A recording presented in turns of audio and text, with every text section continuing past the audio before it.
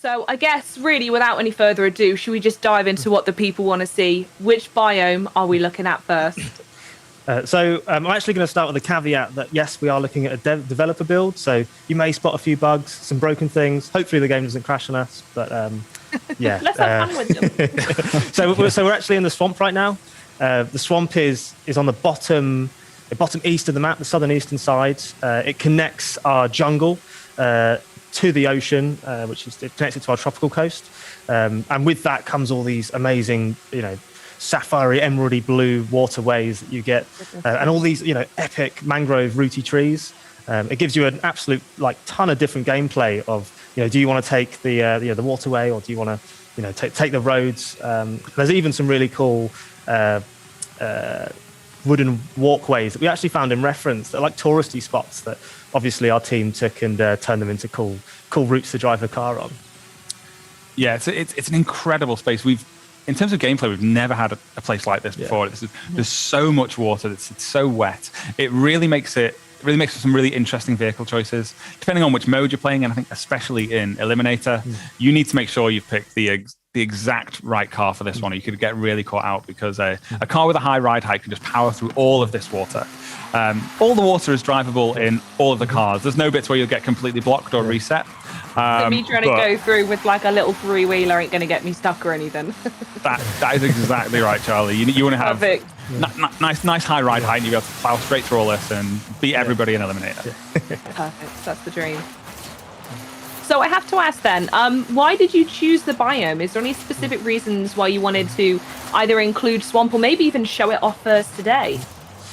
It was, as Mike said, it's something we've never shown before, and we really wanted to celebrate something that is a first, and we think it looks fairly good. It's got all those really rich blue sort of streams and rivers that go through it, and all the smashable, as Andy just drove into some of them, mangrove routes as well.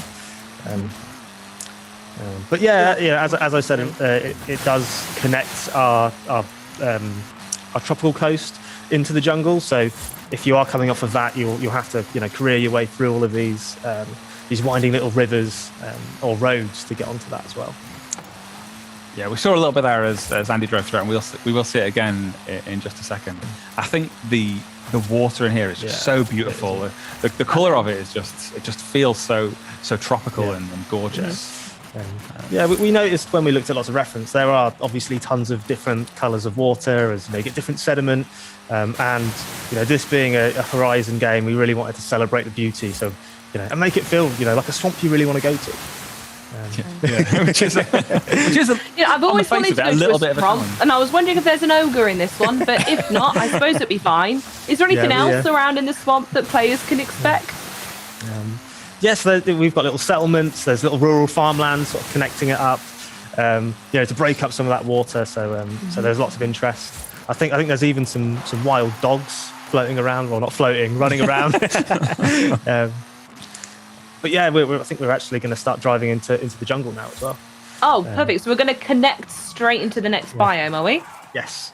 Yeah. So, I think Andy's found a dog he wants to harass.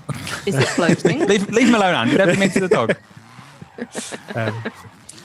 So one of the cool things about the jungle is that it's all over the map. We've actually got different types of atmosphere, and the way the fog behaves, I guess, because the jungle's really humid. It's there's lots of foliage. You get all those really cool light, like God rays coming through, shafts of light come through. So as you go down to this biome, it's almost completely different to another area of the world, even though it could be the same time of day, because the atmosphere is so much more dense and humid.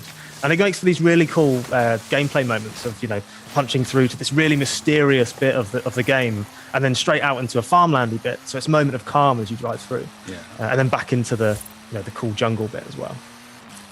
Yeah, and in some areas of the jungle, just the absolute density of all of that foliage, it really starts to feel almost claustrophobic and enclosed. It's a bit muggy, doesn't it? And bushes around. Yeah, I think when Don mentioned earlier that you should bring your bug spray, I think this is what he was thinking of. I have to ask, because was there any particular forestry or jungle in Mexico that inspired the basis of the one in Forza Horizon 5? This is a really good question, actually. So with every place we look at an absolute ton of reference. We really try to, be as honest and recreate it as well as we can. And there's only so many things you can fit, or the time you've got to fit it in the game. So we try to really capture the nuances of what really does make this thing feel like it does in real life. And we did that with the jungle, and we were kind of, it looks okay. What's missing? And one of the teams said, "Hey, have you watched Predator? The classic Arnold Schwarzenegger movie, because that was actually filmed in a jungle in Mexico." So we watched it and realised, hey, there's this bush that's everywhere. So one of the plants that you can see in the game, we've aptly named the Predator bush. Then we put it in and we went, oh yeah, it looks kind of cool now. I love that. Wonderful. I will interject here and say we're driving through a temple now. Yes, Andy has discovered something. While we were still talking about Predator Bush, Andy has snuck ahead and headed into Ekbalam, which is this incredible temple site, which is based on the real life location of Ekbalam, which looks kind of like this. It is just this ancient temple site just jutting out of the Mexican jungle. It's just so full of mystery and intrigue and history and culture. Yes, it's an incredible place to go and explore.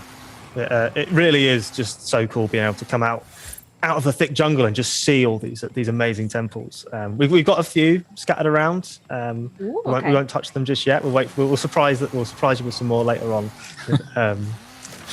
It does allow you to get really up close to those ancient architecture though, and really soak it up and really feel like you're really that really nice bit of virtual tourism. And the team did a really good job at sort of recreating all those materials and stone work that went into all those temples that are, they're really old. So they've done a really good job at making something really old. In a game look old. They are old. Yeah. I love what you can see here as well. Just the ground surface, just the level of detail in just kind of the muddy surface there with all the bits of twigs and leaves and stuff. Just looks real. Yeah, hats off to our incredible lighting team for really nailing that humid look. And as we were talking earlier, the god rays as you go through, it's just so glorious going through little tree tunnels and then just hit with shafts of light. It's really immersive. We are going to the Gran Caldera volcano. This is the largest geological feature we've ever done in a Horizon game, and it comes with some great features of you can see everything from the volcano. You can look at the whole map. When we get to the top, we'll have a look. It features the two largest switchbacks we've ever done as well. So the one we're on now, and Andy's about to do a drift zone. Good luck. Is the asphalt one, and on the other side is the dirt one. Yeah, the dirt route especially, it gives us one of the most amazing downhill rally trails we've ever had. It's amazing. You can probably glimpse it when it catches the sunlight, but just how much more detail we put into the road this times round. There's lots of cracks. As you actually get to the top of the volcano, the road actually deteriorates quite a bit. It turns to a cobblestone road right at the top because, we've actually found that in reference as well that maybe they didn't want to tarmac all the way. So we tried to recreate that. But there's all these potholes and everything. It just makes for such an interesting drive because there's a lot of switchback. And what sort of gameplay are players going to get up on the volcano? I mean, throughout the seasons as well, are seasons going to affect what we see up there? That is a perfectly timed question, Charlie. So if we just take a look at if we take a look at that rock face in front of us and we hold that in your mind, and then if we dip the feed ever so slightly so that we can do a little bit of magic, and through the magic of time. So, as we've mentioned before, we've got localized weather this time around. So if it's raining on the volcano and you drive all the way up, it'll actually turn to snow, which is really fun actually, because again, it really adds to that immersion of making it feel like you're really there. Yeah. As we say as we come up here as well, the snow just gets a little bit deeper, a little bit heavier as you come up the side of the volcano. It's as you say, it's a really great seasonal experience, and it's one where you just get a different experience each season as you come and revisit these same biomes. Just constantly keep changing the gameplay up as you go through it. It's quite cool how much this one biome, the volcano itself, changes over one season as well. I mean, it sounds like a pretty significant biome in the sense that, I mean, please correct me if I'm wrong here, I'm probably fishing, but it's a biome that's going to be visible from almost all areas of the map as well, right? Oh, yeah. Well, we'll have a look in one of the races, which is actually it's quite far actually Yeah, it's from far, the yeah. volcano, but yeah, you can always see it looming in the background. Yeah, it's actually a really great feature for an open world game like this to just help orientate yourself when you're just basically wherever you are on the map. You can kind of spin the camera and go, oh, volcano, and you can kind of work out where you are and get your bearings using it as a It orientation. also just helps you, if you're just unsure of, maybe what season am I in, just look at the volcano and the amount of snow will tell you. Back up there. I also love that Andy is fully doing my style of driving now, which is I need to go left, so I'm just going to go through whatever I need to do to go left. And yeah, this is the Caldera of the volcano, which is in other seasons a tiny little pool of water, which is quite cool to slide around or splash through, and then when winter it freezes over, as you'd expect. Should we duck away again and change season? But yeah. That particular magic spell wasn't immediately to hand. Yeah. Again, this has got all the rocks we see here are all captured via photogrammetry, as is a lot of the plant work. There's all this awesome marram grass that was all, hundreds of thousands of photos were taken to try and accurately represent that. In fact, so are the textures. Also, all the surface you drive on has been pretty much recreated from photos of the exact place. Yeah. There's a cool little volcano research center over here as well that you will have. I was going to ask what that was actually. Yeah. Yeah, you have to visit there and do some research at one point in the game. You do. There's a rather impressive satellite on the other side that we're not going to go round to because it is a developer build, and I'm terrified. It was purple recently. Yeah, it's not supposed to be purple. It was purple. Should we jump off the side of the volcano, Andy? This sounds like the first thing I think many people in chat would like to do. I mean, many of them have been asking if you can drive through some of the billboards, but maybe we'll save that for another time, folks. Let's hurl ourselves off a volcano instead. Yeah. Andy. So, as Connor said, the views from up here are absolutely spectacular. Yeah. You can't see the whole map in one frame because the volcano is kind of in the middle of the map, but as you drive around it, you can see it's all around you. It's just like this. Looks incredible. What?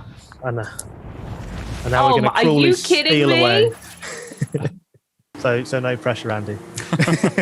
So what race are we looking at here? What details can you share today?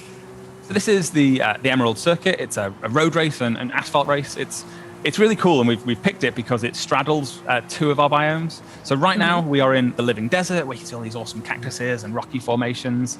And then as we come around this next corner, we kind of cross over into another biome, which is the rocky coast. Do you want to talk about that? Yeah, so the rocky coast, we actually caught a little snippet of that at the very beginning of the trailer.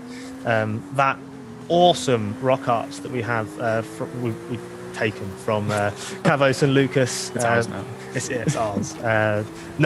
So there's a ton more of that coast to go and explore, and there's also all these amazing luxurious resorts because we wanted to give the game another holiday destination.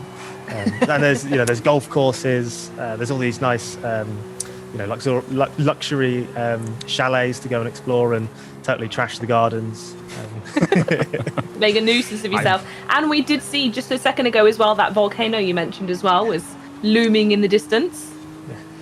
Yeah, I guess that gives you a sense of scale about where we are on the map versus that and how far away. Obviously, it took us quite a while to drive up the volcano, and we started from halfway up. So that might give you a sense of scale of how big the world is. So what else is going on around this part of the map then? What else are we looking at? So one this side, the rocky coast, is pretty much we've got two coasts. We've got the tropical coast on the east and the rocky coast on the west, and it's actually amazing how different they can look. So they've got different types. They've even got different types of palm trees. They've got lots of different types of foliage. The water's even different. So on the tropical coast, you get all the more emeraldy, white sandier beaches, and on the rockier coast, the water's a little bit more turbulent. It's a different sea. It's a different colour. The beaches are slightly different, and as the name implies, there's all this great geology to go and drive around and race around in. That's a cheeky little corner there. Are we going to see Andy win this, by the way? He is well practiced, so I think he is in with a shot. Yeah. Keen-eyed viewers may have noticed as you went through the start gantry, it says Horizon Apex on the gantry there. That Horizon Apex is one of the festivals that you can open as you're playing through the campaign, and it's a festival that's all about road racing, asphalt racing, high-performance cars on really nice tarmac like this. So, and that's just one of those festivals you'll be able to open as you're playing. So yeah, really, really cool. And if you're into road racing, then that'll be the place for you to go and hang out.